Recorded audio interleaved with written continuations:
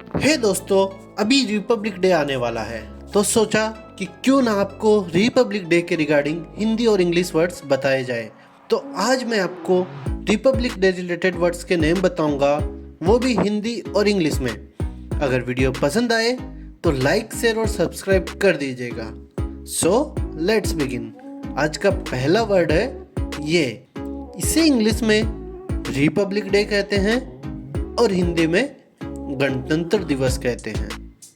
इसे इंग्लिश में कॉन्स्टिट्यूशन कहते हैं और हिंदी में संविधान कहते हैं। इसे इंग्लिश में परेड कहते हैं और हिंदी में भी इसे परेड ही कहते हैं। इसे इंग्लिश में प्रेसिडेंट कहते हैं और हिंदी में राष्ट्रपति कहते हैं। इसे इंग्लिश में नेशनल फ्लैग कहते हैं और हिंदी में राष्ट्रीय ध्वज कहते हैं। इसे इंग्लिश में नेशनल एंथम कहते हैं और हिंदी में राष्ट्रीय गान कहते हैं। इसे इंग्लिश में फ्रीडम कहते हैं और हिंदी में स्वतंत्रता कहते हैं। इसे इंग्लिश में डेमोक्रेसी कहते हैं और हिंदी में इसे लोकतंत्र कहते हैं। इसे इंग्लिश में पैट्रियोटिज्म कहते हैं और हिंदी में इसे देशभक्ति कहते हैं। इसे इंग्लिश में सैक्रिफाइस कहते हैं और हिंदी में इसे बलिदान कहते हैं। इसे इंग्लिश में सिटीजन कहते हैं और हिंदी में इसे नागरिक कहते हैं। इसे इंग्लिश में यूनिटी कहते हैं और यूनिटी को हिंदी में एकता कहते हैं। इसे इंग्लिश में डाइवर्सिटी कहते हैं, हिंदी में इसे विविधता कहते हैं। इसे इंग्लिश में जस्टिस कहते हैं और हिंदी में इसे न्याय कहते हैं। इसे इंग्लिश में इक्वलिटी कहते हैं और हिंदी में इसे समानता कहते हैं। इसे इंग्लिश में लिबर्टी कहते हैं और हिंदी में इसे स्वतंत्रता कहते हैं। इसे इंग्लिश में पीस कहते हैं और हिंदी में इसे शांति कहते हैं। इसे इंग्लिश में ब्रेवरी कहते हैं और हिंदी में इसे बहादुरी कहते हैं। इसे इंग्लिश में सेलिब्रेशन कहते हैं और हिंदी में इसे समारोह कहते हैं। इसे इंग्लिश में प्लेज कहते हैं और हिंदी में इसे प्रतिज्ञा कहते हैं। इसे इंग्लिश में सोल्जर कहते हैं और हिंदी में इसे सैनिक कहते हैं। इसे इंग्लिश में करेज कहते हैं और हिंदी में इसे साहस कहते हैं। इसे इंग्लिश में विक्ट्री कहते हैं और हिंदी में इसे विजय कहते हैं। इसे इंग्लिश में होमलैंड कहते हैं और हिंदी में इसे मातृभूमि कहते हैं। इसे इंग्लिश में ऑनर कहते हैं और हिंदी में इसे सम्मान कहते हैं। इसे इंग्लिश में ड्यूटी कहते हैं और हिंदी में इसे कर्तव्य कहते हैं।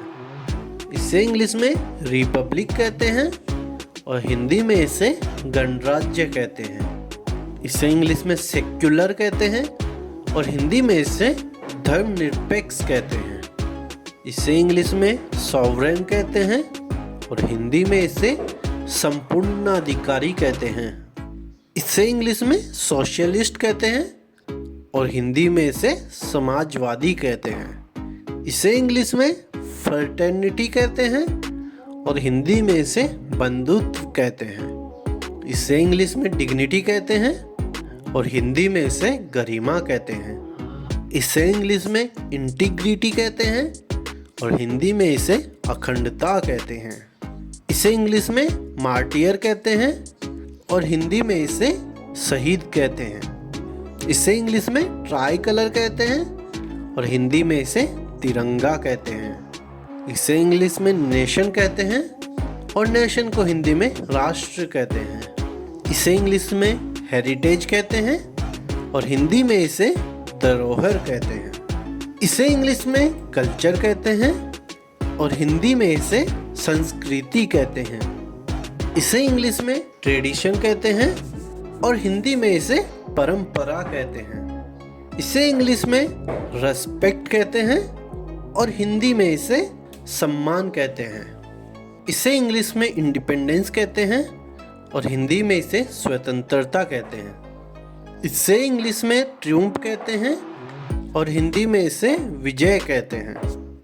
इसे इंग्लिश में लॉयल्टी कहते हैं और हिंदी में इसे निष्ठा कहते हैं। इसे इंग्लिश में डिसिप्लिन कहते हैं और हिंदी में इसे अनुशासन कहते हैं। इसे इंग्लिश में हार्मनी कहते हैं और हिंदी में इसे सामंजस्य कहते हैं। इसे इंग्लिश में प्रोग्रेस कहते हैं और हिंदी में इसे प्रगति कहते हैं। इसे इंग्लिश में प्रोस्पेरिटी कहते हैं और हिंदी में इसे समृद्धि कहते हैं। इसे इंग्लिश में एम्पावरमेंट कहते हैं और हिंदी में इसे सशक्तिकरण कहते हैं। इसे इंग्लिश में इंस्पिरेशन कहते हैं और हिंदी में इसे प्रेरणा कहते हैं।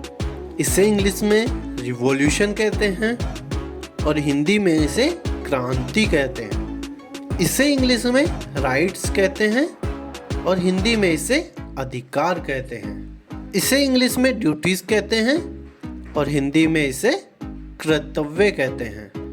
इसे इंग्लिश में यूनिटी इन डाइवर्सिटी कहते हैं और हिंदी में इसे विविधता में एकता कहते हैं। इसे इंग्लिश में पब्लिक कहते हैं और हिंदी में इसे जनता कहते हैं। इसे इंग्लिश में गवर्नमेंट कहते हैं और हिंदी में इसे सरकार कहते हैं। इसे इंग्लिश में सॉवरेन कहते हैं और हिंदी में इसे सार्वभौम कहते हैं। तो दोस्तों, इस वीडियो में मैंने आपको 58 रिपब्लिक डे रिलेटेड वर्ड्स के नेम बताए हैं, वो भी हिंदी और इंग्लिश में। तो आज का सवाल है कि धरोहर को इंग्लिश में क्या कहते हैं, ये आप हमें कमेंट करके बता दीजिए ताकि हमें भी पता चले कि आपने इस वीडियो को कितना अच्छे से देखा है और क्या सीखा है। और उसके साथ ही कमेंट में हैप्पी रिपब्लिक डे भी कमेंट कर दीजिएगा। तो अगर आपको वीडियो पसंद आया है तो वीडियो को लाइक करें और शेयर करें अपने फ्रेंड्स के साथ ताकि वो भी रिपब्लिक डे रिलेटेड वर्ड्स के नाम हिंदी और इंग्लिश में जान सके।